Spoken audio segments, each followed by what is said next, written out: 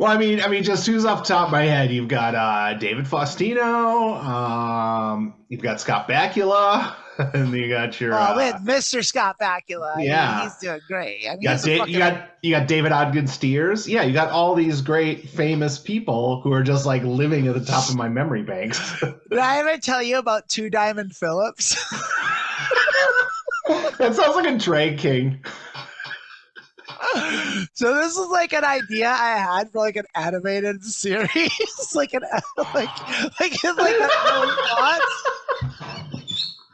I thought Two Diamond Phillips was like a guy who was just like ripping off Lou Diamond Phillips, but he's like a weightlifter and like had two diamonds tattooed on his forehead. And then he was like, yeah, he's like a weightlifter, and his best friend is Edward James Swolmos. Oh, that's fucking good. Oh shit. Well, because I mean that's almost better than the idea of his neighbor being 5 Charles Grodins. Ladies, gentlemen, and friends beyond the binary, welcome to Girl Dick with Ted Cruz, starring Lilith Electra Zarling, Amanda Bonanza, and esteemed Republican Senator from the great state of Texas, your host, Ted Theodore Cruz.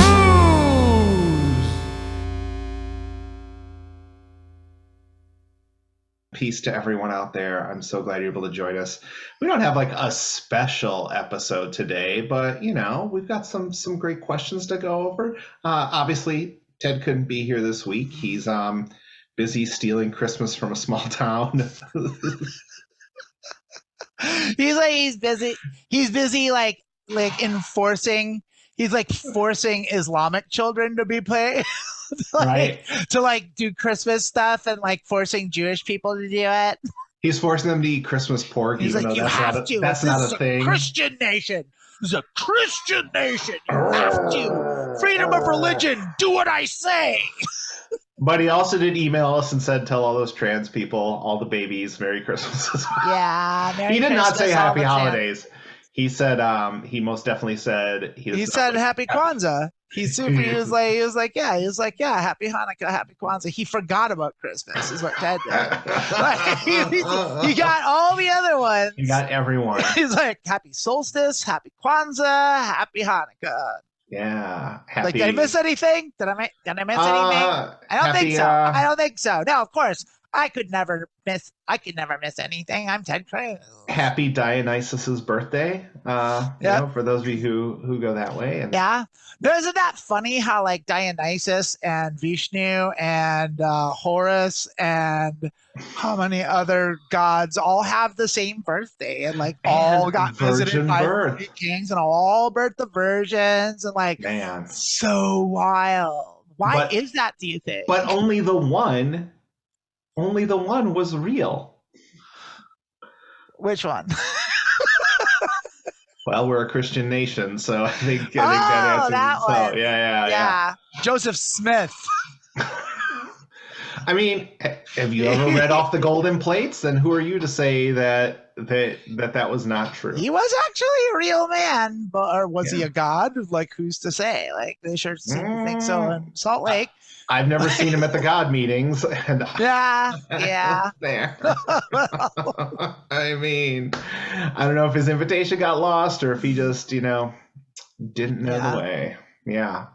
So that started out hot and then just fizzled. He made it as far as like Erie and he just stopped. He's like, we're there. We're there. This is where the gods are meeting. We made it. This is it. This is where the gods are meeting. Everyone else is missing it. Yeah. This is the meeting. It must be because I say so.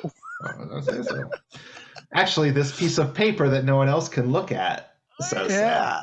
Oh my God. That's the most wildest thing about like that shit is like that they were on a pilgrimage to California and they made it to the Salt Lake and they're like, this is it. This is California. We're there. This is the ocean. It's saltwater. They've got their own state. Do you have your own state? No. We do have our own country though, Transylvania. So I guess we do have that going for us. I got nothing to add to that. I mean, that was really the cap of that whole journey. The feather in my cap right there. Yeah. All right. Well, let's. You know what? Let's just see what the baby's got to ask. Let's ask some questions. Should we go right into questions and talk about because I feel like hey Lilith, what do the holidays mean to you? Oh man, that's my question. Holidays. I've never been super big on the late year holidays. You're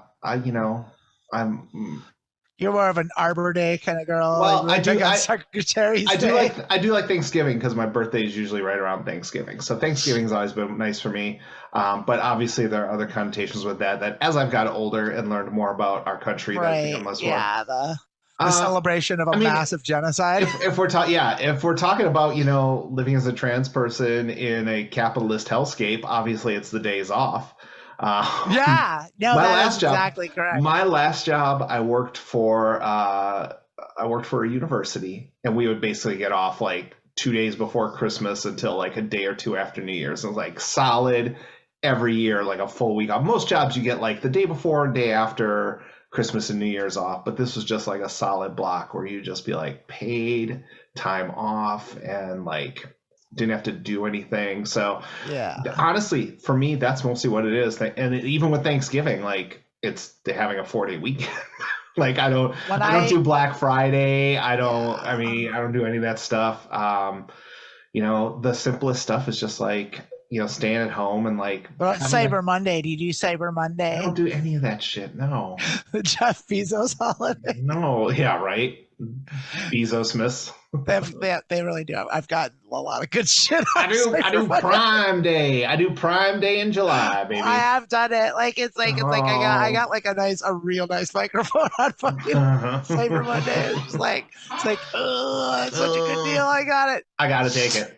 But for me, it's just like if I can have friends over and we have like an extended weekend or something, and we can just like start early in the morning and like make like a great breakfast together, hang out all day in our jammy jams and play video games and just talk. And if you want to read, you can read. If you want to, watch a movie, and then just like having a nice dinner together. And really it is like finding those people who like matter to you and like really making the effort. Cause I think a lot of times, it's hard to make that effort. Everyone's being pulled in a million different directions. And so we all know we have those days off. We all know we can plan a time to just be together and like enjoy the company. Yeah. Until we get to the point where we're all living in the same house, because that's where capitalism is headed. And you're moving to Vermont with me in a few years, and we'll just be doing a podcast from our podcast cave in the basement. And it's gonna be so good though. It's gonna be so great. Yeah. And then two lucky listeners will be able to win a lottery and come live with us in Vermont. Wow, this guy is produced to me, but like, okay, it's like some fucking randos. Come on over. Randos. You know what? Ted would probably win it. It'd be Ted Cruz. Ted Cruz. He's got to bring something. You got to bring something to the table. You just can't move in with us. Like you gotta, like, man. I think right now we need someone who can like garden. Like I can cook, I can bake. I have a job. I am not good at gardening. See, that was the first thing I need you to do, and you already. I can't do it. I'll cook. Okay. I will cook, and that kitchen will be fucking amazing, and like that's what I can do. But like that's it. That's it. I'm hilarious and fun to be around. We'll be podcasting full time, so pretty much, we'll see. I was like, there's a part of me that was like, like, and then there's the cynical part of me that's like, we'll be lucky to like not be running for our lives by then. True. Yeah, it's like we'll even see if we have running water. 2 years down the road. Although I don't think it's any. Food's not looking good this next couple of years.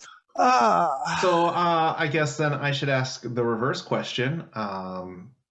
Before we get into our house, the holidays mean to me? What do the holidays mean to you, or not? Well, it's changed over the years. Now that I'm a little older, and like I used to like actually just hate hate the holiday season, and mostly Yeah. because just I hate commercialism and capitalism so much.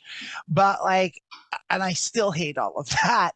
Same. Like possibly more than I even did before, which was like that's saying something. But what I've come to realize is like, especially as I get older, is there's a certain like fuzziness that comes with like the lights and like the drinks and the nutmeg and like all the fire and like I mean I used to hate winter too. Yeah. Because Milwaukee. I grew up in Milwaukee. It's like fuck. Agreed. Fuck this shit. I was like, yeah, it's like if I never see snow for the rest of my life, I'll be fucking A-okay. That'd be great. But I did have like a couple years ago. I think it wasn't last year. It was like the year before, where where I live, we don't get much snow. I live in Olympia, Washington, and here it snows. We get maybe one, maybe two snowfalls a year. And usually doesn't last for, usually doesn't stick around there for like 2 or 3 days and then it's gone. Very frequently it drops like the day before or on Christmas Day. So it's kind of idyllic. Like yeah, it's right. kind of it's perfect. Like a Christmas and like miracle. we'll get like 2 feet like 2 days before Christmas, and then or on Christmas Day, and we'll just get like 1.5 feet of snow. And then like by the 27th it's gone. Like, you know, and like that's usually how it is here.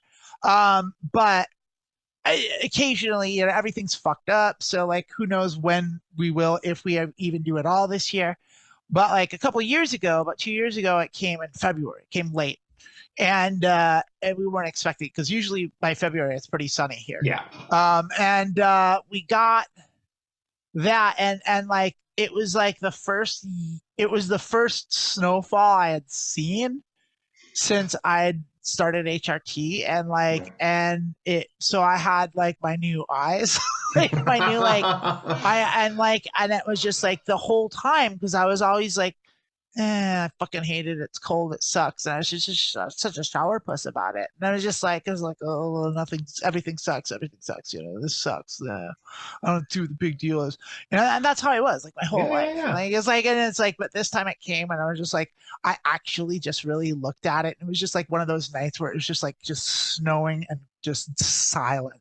It's just fucking gorgeous. And I live like across the street from a cemetery, and it was just like so it's like it was just fucking beautiful. And like, and it was just like coming down, and I was just like, and I just cried. Like I was just like, because it was the first time I really saw it. Yeah. Like, and it was just like I'd never actually cared before. Like, and it was just like, oh shit, this is what everyone was talking about that whole time. It's like, and so like I have cried just because it was so pretty, but the other part was just like lamenting like all the shit that I miss, you know. And it's like I try not to do that, I try not to talk about that, but like it needs to be talked about, it's real. But it was like, it's like fuck, I'm in my 40s, and this is the first time I've actually enjoyed this, and that's not fucking fair. Like it's not fair. Like, and it's like, and it's okay, like I got there, you know. But like, and it's like okay, but like, I mean, that's the thing. But then going back to like all the other things about it, which is like capitalism, I do want to tell you about, because that part just drives me nuts, because like it starts in like fucking August sometimes. Like it's like it's like before school starts, there's like Christmas shit in some places, and it's just like, what the fuck are you doing? But like I had a really, what I thought was a good idea for an art piece that like I can't afford to make. Like it's like and it would be and I'm not a like a crafts person. Like I can't build stuff. I'm just really not very good at it. But the idea I have, and so what you need is outside of your house, you need like a 30-foot tall Jesus, like Jesus on the cross, like just 30 feet tall, like crown of thorns, like blood trickling down his face.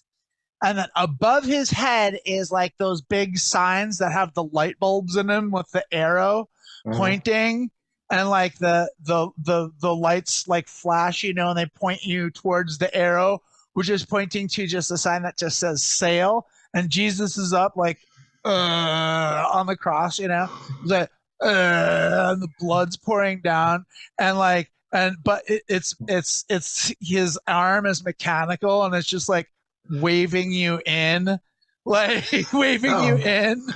going back and forth. You didn't have enough money to create this. Like, you didn't have enough money to do this for your backyard. No, but I like the idea of it. Like, he's just like waving you into the savings. Just come here for savings. It's my birthday. Man, kids died in Asia to make this shit for you this cheap. So congratulations. Yeah. I think, first of all, thanks for making me look like an unsentimental, feelingless bastard. What do you mean? What did I do? Actually, you know what? You know what you did with this, what you talked about with like the snow and that feeling. First of all, getting sentimental watching snow fall over a cemetery might be the most trans thing ever.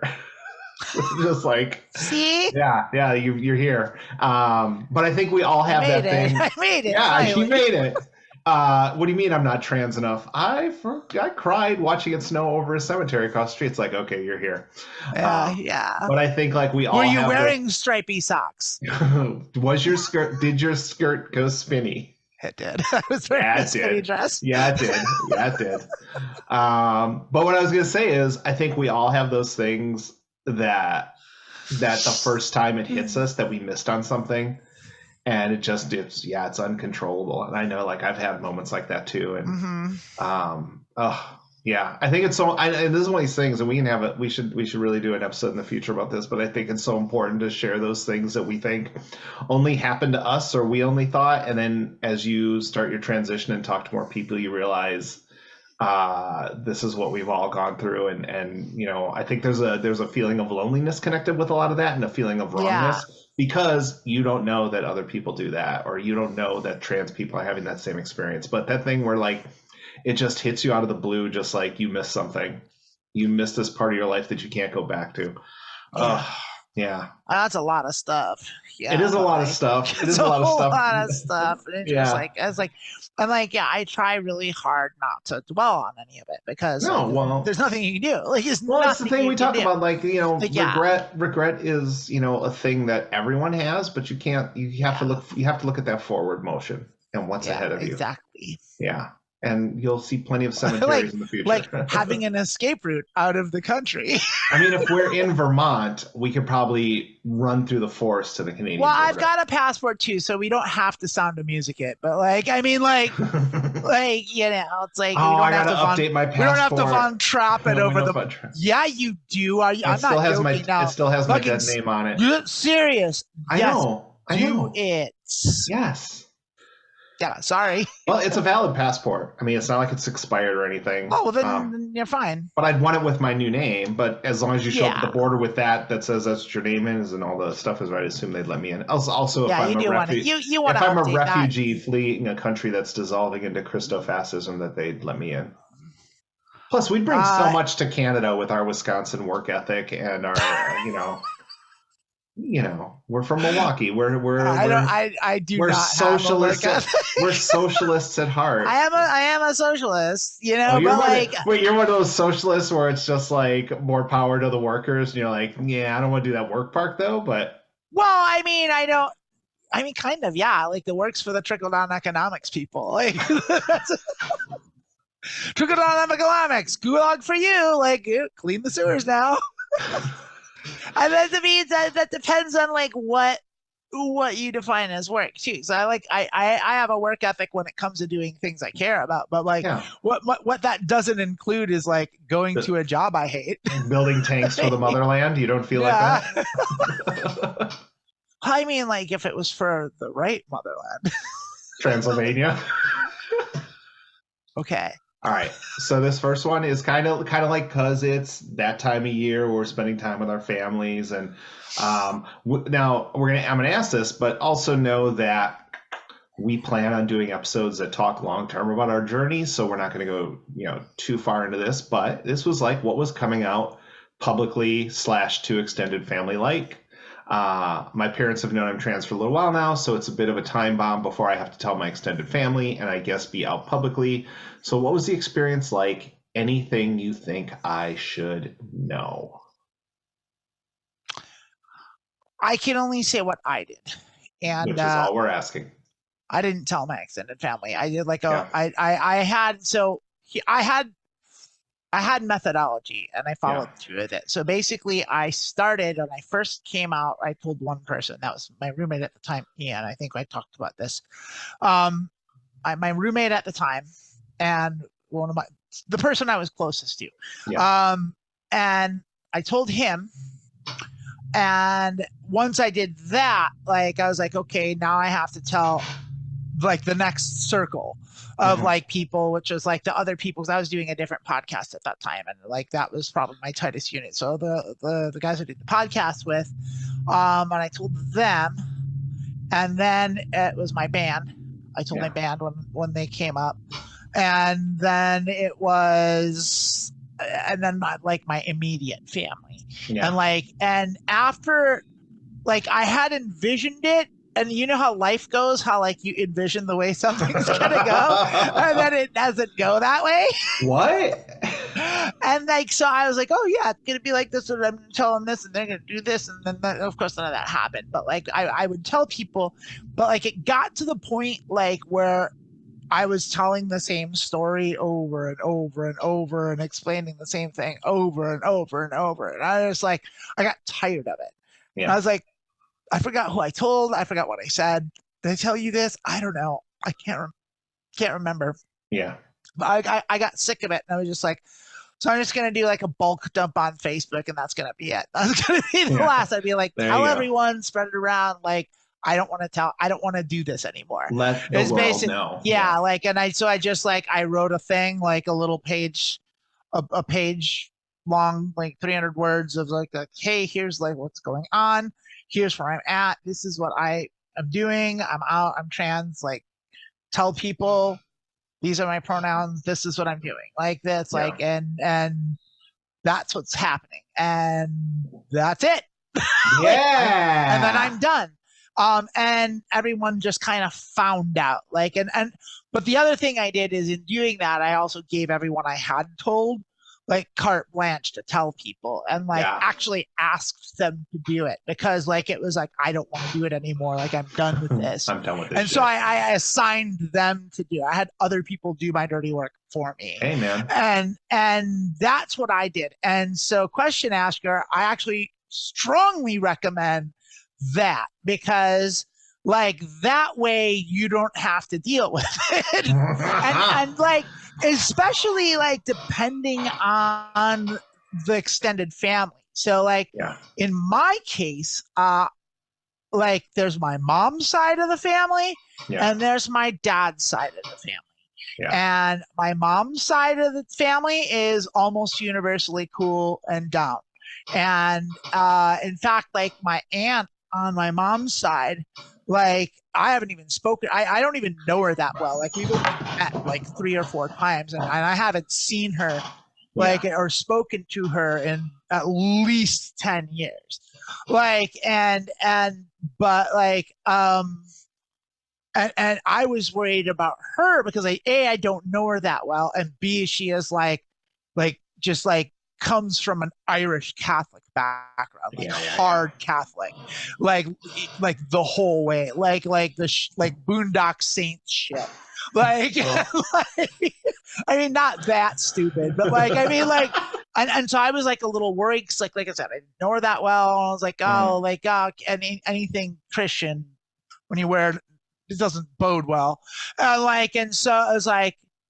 But she out of the gates was like probably the most supportive of my extended family, like right out of the gates. And like it was like, whoa. And so like everyone on that side of the family, super fucking cool. Love them. My dad's side of the family, not so much. A lot of Bible thumpers over there. All right. So I would say, you know, when it comes to anything you should know, I mean, it's the things we always talk about. It's like, you know, people are going to react how they react. And you have to just tell your story and live your truth. And if they don't like that, you know, then you have to decide how to move forward with them. But just don't get blindsided when you're not accepted or when things don't go your way. I feel like my coming out story had like 2 parts. And my first one was about a month after I got divorced, and I don't know if I've ever told you this, I was hosting a Pride event, and I was like the emceeing the main stage. And I just went makeup shopping with a friend. They helped me get everything I went. I actually have a friend who's a makeup artist. She did my makeup that morning. I showed up. I didn't tell anyone I was doing except for like the few friends who knew that helped me with everything. Did the whole day, posted pictures, didn't explain myself. I was with a theater that night, went to that theater and performed in a few improv shows. Didn't mention anything to anyone, just told them this name I had picked for myself and went from there. And so from that point, I never explained myself. I would just sometimes be in that, I'd present myself that way. And, a few years later, I decided, I know I've talked about this, I didn't start HRT then because I felt I was too old and stuff. And I like wish I could go back and slap myself, but then, so when I did start taking it, I started taking it and I was like, I'm going to start and I'm going to tell people, I'm not going to tell anyone until I've taken it for a while. And so I started in April of 2018. And in August of 2018, I was driving a friend cross country. They were moving to LA and I drove them. I took a month off. I drove them. Oh, yeah. Drove up to Portland. After I dropped them off, I spent 3 more weeks just traveling the country by myself.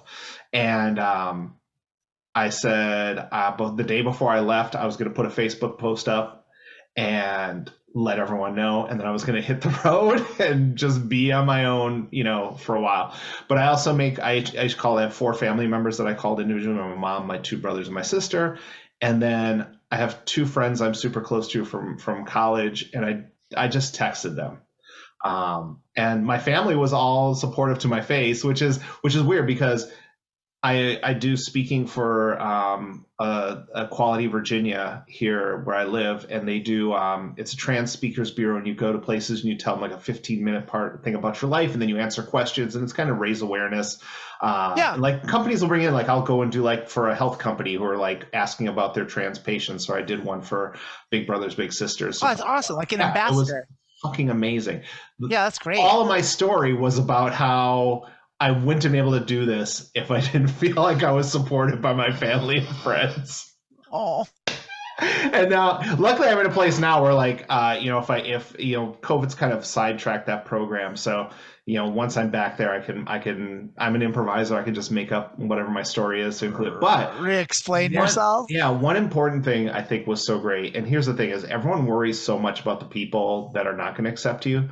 You're also going to have these powerful moments. And one of my friends from college, who is my best friend, and texts me back, and I'm going to hope I can tell you this without crying, because I cried so hard when he sent me this text, and he was just like, everything you've been through, since your divorce, all the things you've done, all the changes you've made in your life, going to therapy, like just inspired him. And he's like, I started going to therapy because I saw what you were doing. And he made a bunch of changes in his life. He had things when he was a kid that he came to terms with, and just realizing like, that's the thing. That's the thing you have to focus on, is the positive engagements you'll have with people. I mean, that's why, I like, people talk about wanting to pass. Like, the reason I'm out and trans and proud about it, and I won't shut up about it, is because there is someone out there who's going to listen to this podcast, who's going to see my show, I mentioned before we started recording, and I have 2 people who I was at a theater with, who came out to me after I came out and are on their own journeys. And so you have these opportunities to expand that. And yes, it can be scary. And yes, you're going to have people who aren't against it, but you have to live your life the way you want to do it. I just saw a quote today, and it blew my mind that I just read it this morning, but it was like, as soon as you start living for validation from others, you corrupt your own integrity. And you have to live your life on your terms. And that's the way to be authentic. And that's the way to have integrity. And that's the way to connect with people. And as for the rest of my family, my dad was an only child, and all his relatives are like his cousins. So, you really don't hang out with your dad's cousins and their kids. I don't even know what is a great cousin or whatever that they are to me. I think it's like second cousin. Yeah, I don't know how that works either. But they're all up in northern Wisconsin, and they're all like super Trumpers and stuff. And I'm sure, yeah, that'd be a thing. And then my mom side of the family, she had a falling out with her brother and sister and doesn't talk to them. And but they honestly, like, I don't talk to them, but not because of that. I just don't talk to them. But right, because it's extended family. Their kids that I talked to have been super accepting and things like that. And so I have no problem. But I didn't come out to them. I just put that Facebook post. So I feel like you identify the people who are important to you and the people that you want to have that conversation with, and have that conversation with them. Yeah. And then anyone else in your life, you don't have to come up to every asshole you ever met. Just put it on Facebook. And here's the best thing: if you do it on Facebook, man, the people who are assholes will just disappear. Yep. Yeah, they'll just stop talking to it. Because here's the other thing: is those people, for the most part, are fucking trash cowards. takes itself right out. They're cowards. They don't want to confront you. They don't want to tell you how to live your life. So, when it comes to people who you think you might be worried about, I have this story. I was at my partner's family's house for Thanksgiving. His aunt's father, who, is not related to, obviously, that other branch family, was coming down. And she had asked us, like, he's super conservative. He has his ex they'd watch Fox News and One America, and like, please don't start anything. And I was like, I don't start nothing, as long as he watches his mouth. I can coexist with people as long as they let me be me. And went down there, and I know this is going to blow your mind. It's just absolutely charmed by me. Thought I was a fabulous person. And then, like, they actually had a conversation about it. And, he was asking about, he didn't ask me. He was asking his daughter, my partner's aunt, about, surgeries and things like that. And he literally said, like, I just wish that, they could have the body and life that they want. And it's just like, that just came from me, being myself and not having that concern about what they think. And being your genuine self and living that is more important, because, like I said, no matter what I do, there's a 30% of the country I could deliver food to Texas hurricane victims. I go down to Florida and personally bail it out like Paul Bunyan with a bucket, and they'd still hate me. And so if someone's going to hate you, there's no reason to lose anything and there's no reason for you to feel bad about that, because how people treat you is not a reflection of you. It's a reflection of them. They have their own fears about gender and their own fears about their own sexuality, and they're insecure about things that you can't exist without them being mad about it. Disco.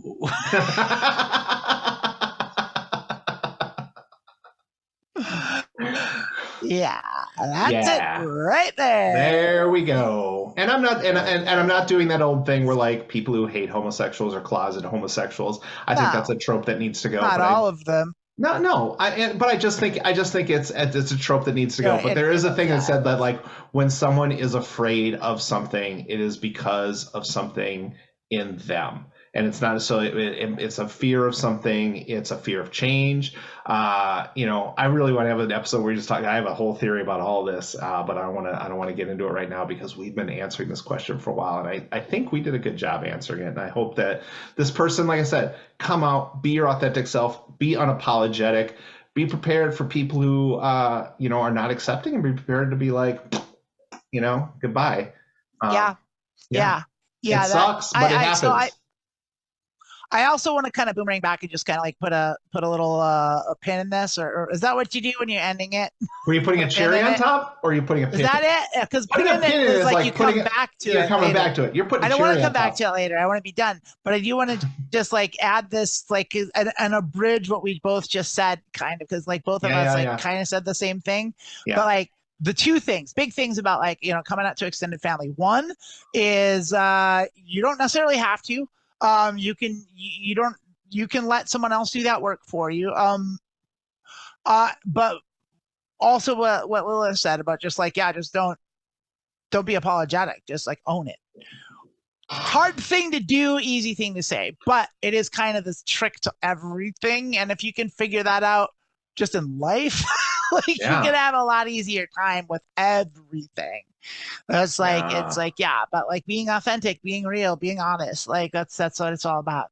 Yeah. And then don't be afraid to have other people do your dirty work for you. It's like or let social media do it. Like Lilith said, like you don't owe coming out to everyone. Like you don't owe anyone anything. Like that's on you.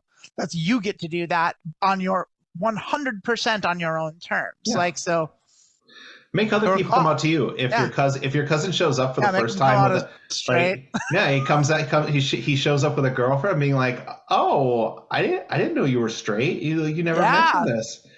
I don't know if I'm comfortable being around straightitarians. Yeah.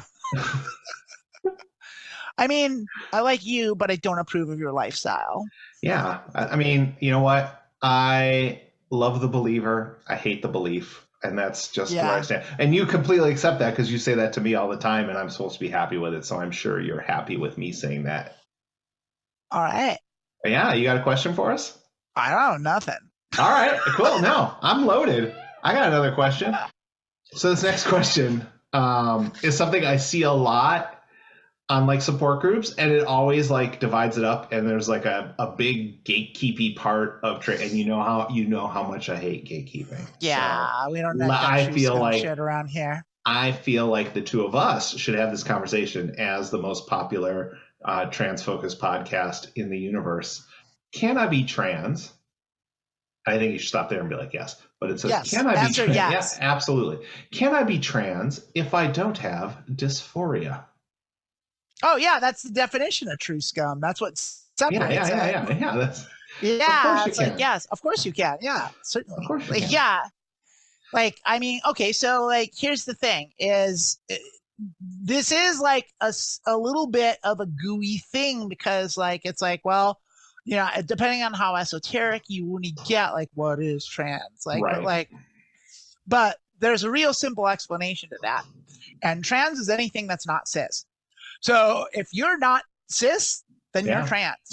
And if that's what you need, so like, if you need a definition for it, there it is. Yeah. Like, because here's the thing: is if you think I don't want to say like no, because like, but I think there's very, very few cis people that even ever consider the idea that they possibly could be trans. Yeah.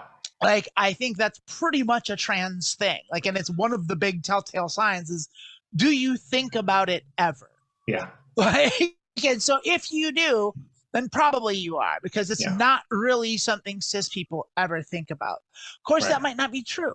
Like, maybe there's some, but for the most part, that's the case. And so it's like, and if you ever want any proof of that, offer your HRT meds, offer your hormones to a cis man, and see how he reacts. and like, because almost universally they recoil in horror. Yeah. They're like, oh my God, no, oh, like, because oh no, thanks. And like they'll be the cooler ones will be like, thanks, I'll pass, you know, but like almost universally they'll be like, oh no, and they'll find it the most like hideous thing there is, because they're cis, they're happy, they're men, and they were assigned male at birth, and they're quite happy to stay that way. There's nothing wrong with that either. No, and it's like most people are cis. Like, the vast majority of people are cis. Like, it's like, I think there's more trans people than people thought, but most people are, and then of course there's nothing wrong with it. It's fine. I just wanted to get that out. I just wanted to get the podcast on the record saying that's but cool. What I will say is that's the thing. And so if you need a definition for what makes you trans, what makes one trans, that's it. Not being cis is what makes you trans.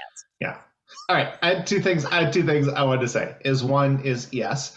And here's one thing and to continue on that, yes, here's one thing I found is that after I transitioned, I started realizing things that were dysphoric. And also there are different levels. There are different levels of dysphoria. So you might be unhappy with, for me, it was like when I was a little kid, God damn it, I wanted long hair so bad, and I would have fits about it and fight with my parents. Me and too. My God. I didn't consider that like a dysphoria, but it's part of that. But it was. It was.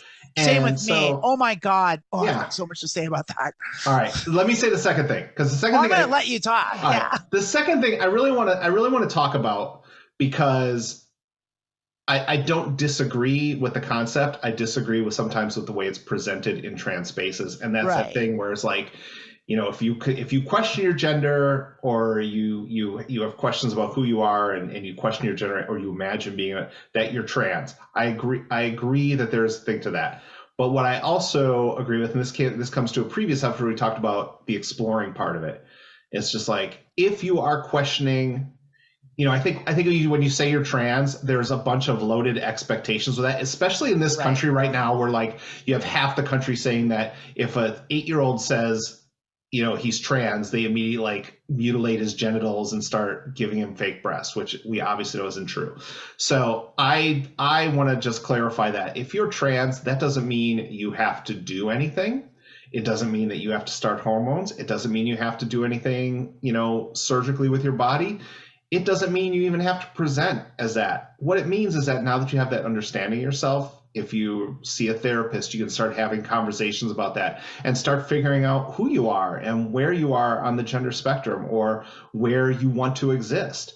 And it doesn't mean that like you're trans, so we're gonna dress you up in spinny skirt and socks, and we're gonna talk about hormones. You don't have to have any of those conversations. So I think the first thing is de-escalating that fear that comes with realizing you might be trans, and realizing that doesn't mean your trans journey is not my trans journey.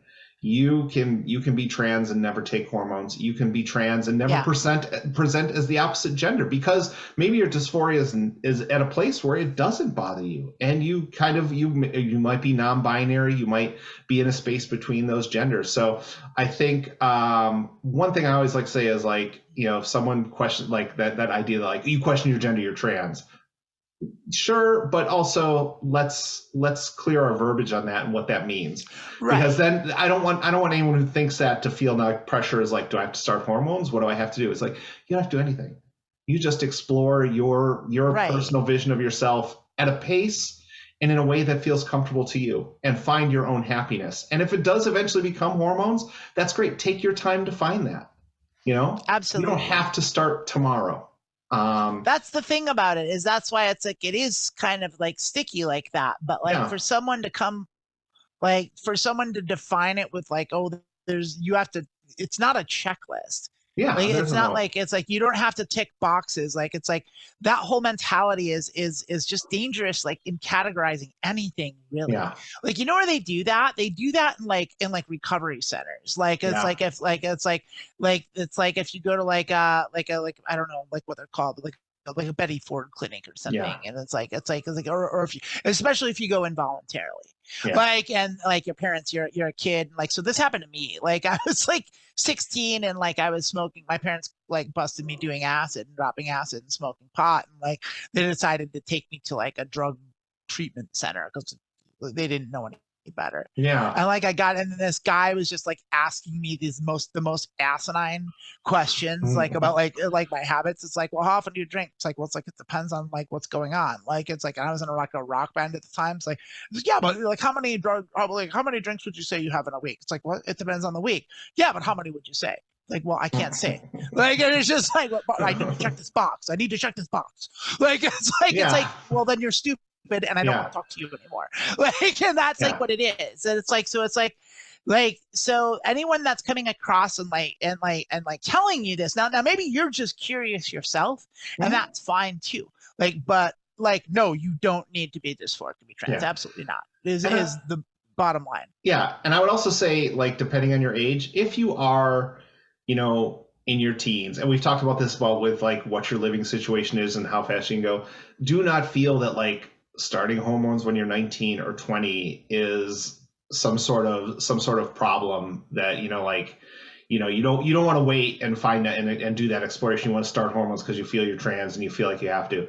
You can start 20 and still transition and have an amazing transition. We started in our 40s. Yeah. So, but I'm also saying, like, if you know and you want to do that, you want to take hormone puberty blockers, you want to start hormones, before, you definitely should. Just don't feel that those are things you have to do to be trans. Yeah. Non-binary people because you don't are trans. have to do anything. Yeah. Like, it's not a club. Like, it's not like applying for college. It's like, it's like, there's no that's the thing, is there isn't gatekeeping. That Yeah. anything that gatekeeps you is bad. Like it's so anything that puts barriers up to you figuring it out, even, Yeah. like is something you don't want to deal with. Yeah. It's something If you need to figure out how to get rid of. If Like- you identify as a man, and this is another gatekeeping, assigned male at birth who are non-binary going to non-binary events, and it's really just like, well, this is really for AFAB, or it's Yeah. women and non-binary accepted, and then it turns out that if you're assigned male and a non-binary, you're not really welcome there. So I feel like, right? you know, Yeah, I realize that we gross. also have, you know, obviously the world we live in, just allowing randos into your circle or whatever can be a thing, but for me, and this is how I choose to live my life, I will take someone at face value. And if they want to do something, that anything they do to me, if they lie to me, if they try to do me harm, that is on them. I'm not going to change how I treat people or accept people or try to help people on their own journey based on what someone with poor intentions will do. And that might eventually end up with me getting hurt one day or having that, but that's me, and I'm going to live my life, you know, and that's what it is. And so like, if you don't have dysphoria, but you feel you're trans, that's an opportunity for you to, no pressure, explore who you are. If you don't feel dysphoric, but you feel you're trans, explore who you are. Take any steps you want to. Don't feel like there's any rush to do anything. You don't have to check any boxes to be trans. You don't have to get your trans identification card. Yeah. If you don't have want to take an exam, you don't have to qualify. If you don't want to call yourself trans, you don't have to. You don't have to. Yeah, you can just explore who you are. Yeah. And anyone who tells you otherwise, like, they're gatekeepers, and be like, Lilith Electra said I don't have to put up with gatekeepers. There you go. And they'll be like, who's that? That's exactly what you say. And then you show them all our videos, and they make sure they subscribe. Make sure they subscribe. And then they donate to our Patreon. I They send us emails, you know, like a participate, comments on the YouTubes. Yeah. Like, yeah, make sure they do all that stuff, because that's actually the most important part. Yeah, we need it.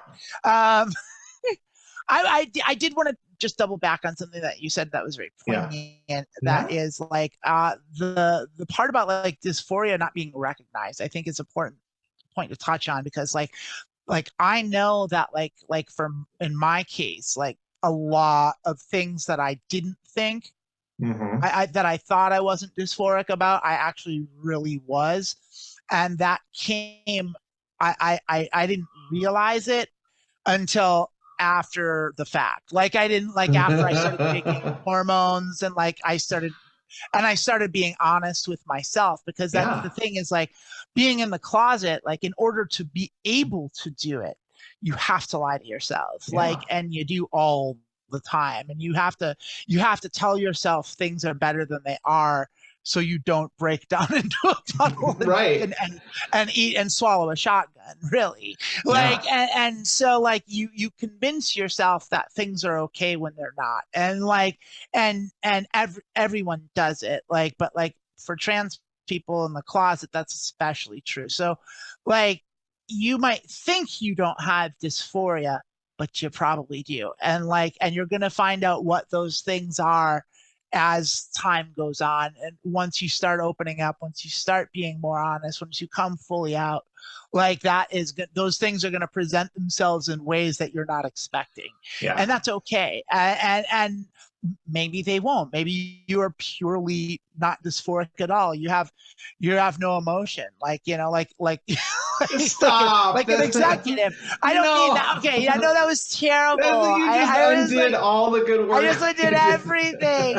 No, of course you have emotion. Like, no, but what I mean by that is yeah, it's like there's things that you might not know or be aware of, like the dysphoria it's sneaky. And I feel like I went through the same thing. We talked in a previous episode about that 6 months after you start, and I feel like as I started taking that, things became clear for me. And like I remembered the stuff about my hair. I remember I used to have crying fits when I was in middle school and grade school about my name and hating my name and wanting to change my name.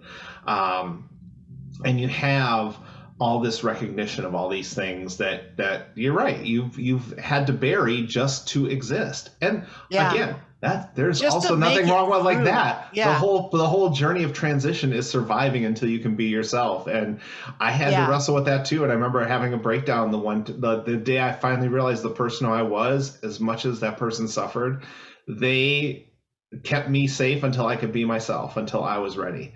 And that's fine too. And like I said, if it could be, if you don't have dysphoria but you have these feelings, you can be just comfortable in either gender. That's also fine. That's also a thing. You don't have to take hormones too. You don't have to transition. You don't have to present as either sex. You can present as male all the time and feel that way. There is no have to in trans. There's no have to in the world. So you can be trans. The hair. You the might hair not be. Thing.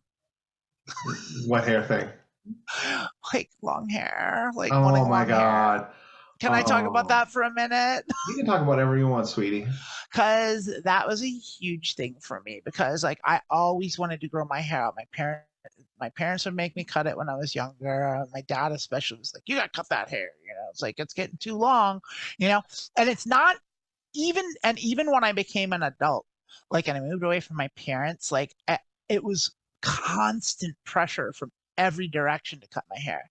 Like always, I never wanted to. I hated having short hair. I hated it. And and I always wanted it to grow out and I worked in the restaurants mostly. I was a bartender and a server. And so like just their excuse for doing it there is hygiene purposes, even though they don't make women cut their hair. But I was always like, yeah, your hair's getting real long. My bosses would make me cut my hair. Like it's like I had to, like it's like, and then and even if they didn't make me, the pressure of like constantly people saying something about it's like, oh, it's getting a little long up there, isn't it? Getting a little long. Yeah, about time for a haircut, isn't it? Wouldn't you say? Wouldn't say you're overdue? It's like, and that kept coming up, and one of the most like the minute I came out and I started transitioning, it's like that all went away, and like to not have to feel that anymore, to like not ever have to like have someone fucking give me shit about having long hair is such a good feeling. Like it's such a fucking relief, because it was just horrible and it just killed my soul so much every time. And it's just like, because I never wanted to get a haircut, but I always had to. I would grow it out for as long as I could. I would wait like a year. Like it's like, but eventually it would be like, I would feel that pressure. And then you do the thing where you're like, I'm going to get a haircut. Yeah, I'm going to get a haircut next weekend. And then the next weekend comes, you're like, oh yeah, no, I've got an appointment next weekend. It's like, no, next weekend I've got an appointment. And then until like, okay, I've pushed it far enough. Kinda. Like I never lied to her. It was just like I said, a lot of it was just me succumbing to it, the pressure. And I made the call myself. It was just like, I don't think I was forced too many times. Like after a while, once I moved to Washington, like no one was forcing me. Like there were alternative options, but like I still felt the pressure. They would still say something. Yeah. Like, yeah. You care. But that was dysphoria. That's what that was. No, not you. Like, the person saying something to you. What do they care? No, I know. What I'm saying though is like that's the thing. That's is like dysphoria. You didn't think about it as dysphoria. I didn't think of that as dysphoria at all. Like it's like I just thought of that as like, it sucks and I don't like it, but like it's fine. Like it's like that's how the world is, because that's what I told myself every time. For every thing I was dysphoric about, it's like, that's just the world. That's just the world. Too bad for you. It's like. Yeah, but go on, little baby, and explore who you are, and don't let the lack of any dysphoria hold you back. Don't Especially like that's a good thing if you're not dysphoric. Dysphoria is not fucking fun, right? It sucks. Like no, you know what sucks is like crying yourself to sleep at night, hoping you can wake up as the opposite gender. That sucks. Jesus, that does suck. Yeah. No, not having dysphoria is not a problem. And like wishing upon wishes that magic would save you from this, and knowing that it isn't real. God. Like, and then knowing that it's never going to happen. It's never going to happen. That that level of like it's Christmas. It's Christmas. Let's not go down to the hopelessness. Oh no, Christmas is the perfect time for discussions of hopelessness. Like that. This is where it belongs. Happy Kwanzaa. Happy whatever holiday you wish Happy to. Whatever. Happy Solstice. Yeah. Happy just having a couple days off. And if you like eggnog, drink eggnog. Yeah. Not everyone gets. No, I worked in retail for retail, food service. Yeah. Anything service, hotels. Yeah. Enjoy eggnog and mulled wine if you like mulled wine. Or I have some of that tonight. Really, mulled wine tonight? Or are we pretending we're not recording this? Yeah, I'm pretending that's Christmas. Oh, okay, yeah, mulled wine. Are you a presents? Are you a Christmas Eve presents or Christmas Day presents? I never did anything. I was a Jehovah's Witness. I didn't have it. Did I never tell you this? You. Well, this podcast just doubled in length.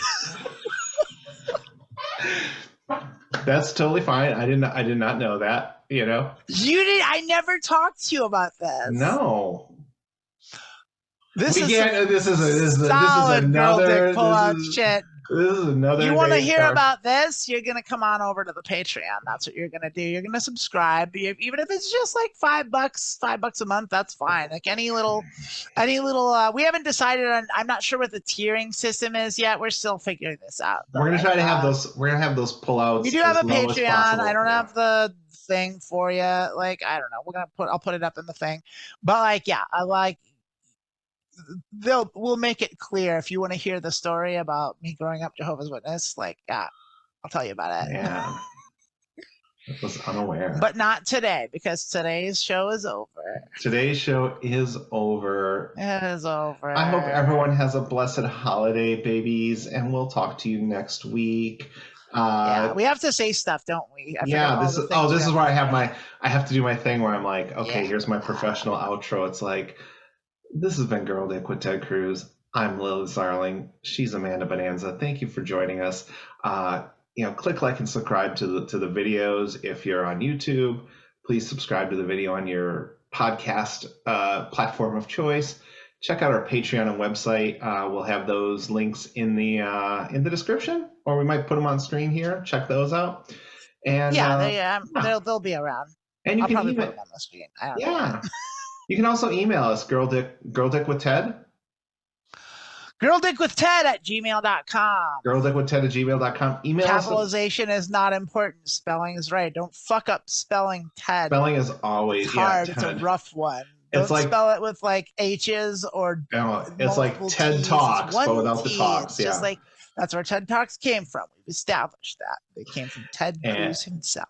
Send in your own questions or send in your own comments if you think like we need to change things about the podcast. If you think we're doing things well, let us know. We are open to all criticism. We're open to changing things. We're open to meeting the needs of our listeners, community. Yeah, within reason.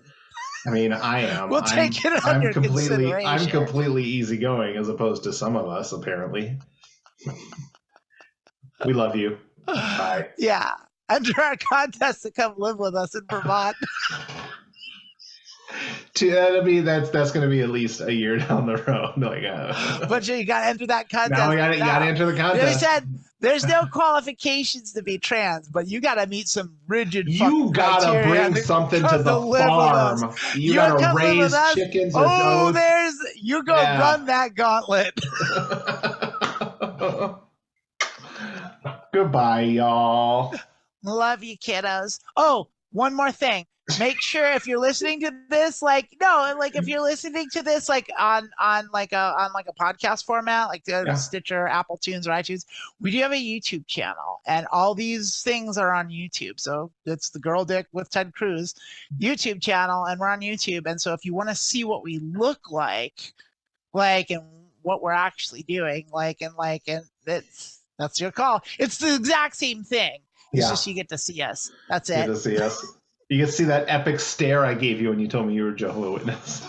That was pretty fun. That was pretty funny. Yeah, I'm glad you liked it. I can't believe I've never told you that before. Holy That's shit, we okay. have something to talk about. Yeah, no, we definitely have things to talk about. All right. All right. With that. All right. Bye, everybody. Bye.